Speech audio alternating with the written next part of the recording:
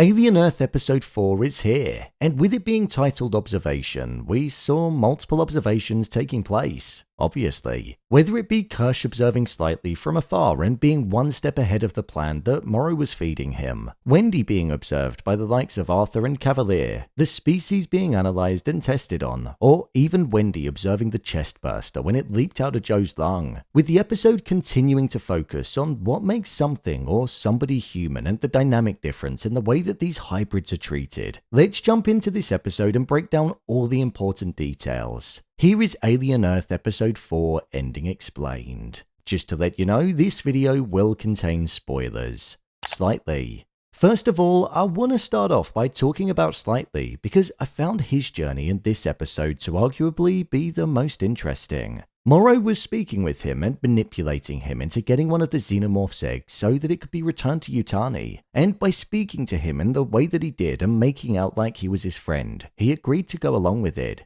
What I found particularly interesting was the dynamic difference between Slightly and Morrow, and also Slightly and Kirsh. On one hand, Morrow was able to tap into Slightly and get him on side by manipulating him, talking to him like he was a child and acting like this authoritative figure, which is what we saw work with him. But then, on the other hand, there was Kirsh, who was talking to Slightly as if he was an adult and the age of his synthetic body, which wasn't working as well as how Morrow was speaking to him. Morrow was still talking to him like he was human and at the age that he remembered, whereas Kirsh was speaking to him as if he was a machine of some kind.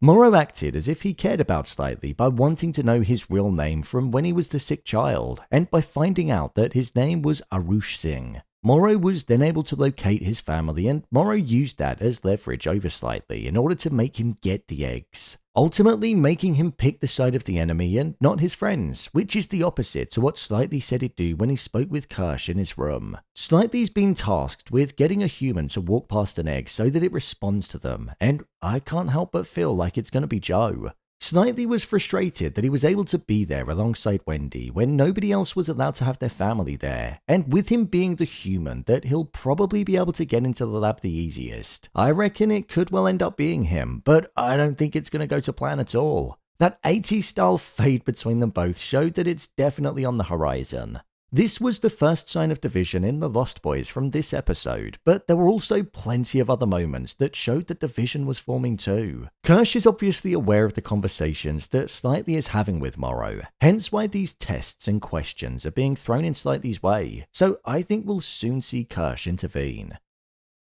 Kavalier and Kirsh. I still think that Kirsh is gunning for that top position. One of the first interactions between Kirsh and Kavalier in this episode was Kavalier telling Kirsh to basically get back to work and focus on the creatures, rather than Wendy. So to me, it showed a complete lack of regard for him. And then when Species 64 took over the sheep that was in the cage, the species was looking at Kirsh as if he was the boss. And it took Kavalier throwing the ball at the wall to get its attention and him pointing at himself to basically imply that it was him who was the boss. They both stood on opposite sides of the cage, which to me showed the opposition to each other, and the look on Kavalier's face when he wasn't getting the attention showed that he was furious at being undermined by even a creature that he didn't know anything about. The creature was said to be extremely intelligent and to have a far higher brain function than what the sheep originally had. The fact that it tried to get up onto 2 legs to walk, and also the way that it was just standing still, staring outside of the glass, showed that there were thoughts that were going round in its mind and that it was frustrated. Kavalier said things like, "It's my world and he lives in it," and the sheer excitement when he saw Species 64 take over the sheep. It just made me think of how that was literally what he was doing to the children that were sick. When Wendy first awoke and her sound hearing was turned right down, Kavalier said to Dame Sylvia, "You're not her mother, it's an IT issue," which again showed how he viewed the hybrids. He didn't view them as human in the slightest, despite them having their human minds inside of the synthetic shell. There was also another focus in this episode on hybrids not being human too, when Joe said she's still a human being, and he was met with the response, "No, she's not." Plus, also when he asked, "Did you download my sister's conscience onto that body? Is it her?" And the answer he received was they're two different questions. The whole idea of what makes a person, or even if they're still their former selves, is a real moral discussion within this episode. And when you tie it back to the first episode, when we were shown how the three different species were battling for superiority and to be the sole surviving one, it becomes even more present and debatable. I'm of the mindset that Wendy is still the person that she was before because the mind that was once within her body as Marcy is now in a completely different shell, so she's got the same mindset, sense of humor, and memories. It's just the physical essence of her that's changed. Kavalier referring to her as an IT issue shows that he just doesn't think the same as that in the slightest. One thing that I also thought was quite interesting but also frightening was the control that the team had over Wendy. They were able to turn her hearing down completely, so she heard nothing. And whilst it served its purpose well in this episode, I think we could potentially see the whole playing God element being present and that look to have total control. I think we could maybe even see some of the hybrids being rendered blind or deaf if they get to a point where they're struggling to be controlled. Wendy.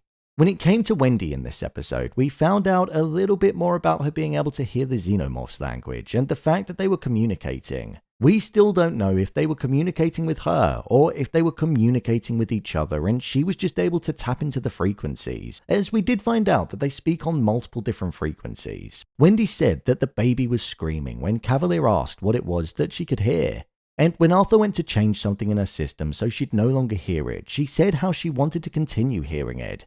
This was probably the most synthetic that we'd seen Wendy in the show so far, as she mimicked the language of the creatures, because she was told that her voice wasn't just a voice, but it was a sound box, and the sound was in her mainframe, so she was able to replicate the language that the creatures were speaking in. The whole focus on if she was selected by the species was brought into light, and there are theories about her potentially being the new alien queen that have been floating around, but right now it's difficult to tell, as she can't even understand the language. Kavalier tasked her with trying to understand it, as all she can do is feel it right now. One giveaway that she could have been selected is that when the Chestburster came out of the lung, it didn't try to attack her or anything like that, which it naturally wouldn't because of what she is, but it seemed to show a sense of affection and intrigue. I could see this going very wrong. Wendy is going to have this creature on her side and it could well show loyalty to her. Or who knows, it might well even be manipulating her. So when the likes of Kavalier tries to wave his authority around, it could take a turn for the worse if Wendy is pushed into a situation that she doesn't want to be in.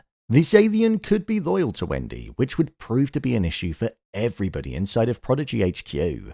Also, Curly being utterly jealous of Wendy because she couldn't hear the frequency when Kavalier asked if she could hear anything is something that's worth noting. Division is forming amongst the Lost Boys faster than I ever thought it would, and she's just one small part of that. Nibs.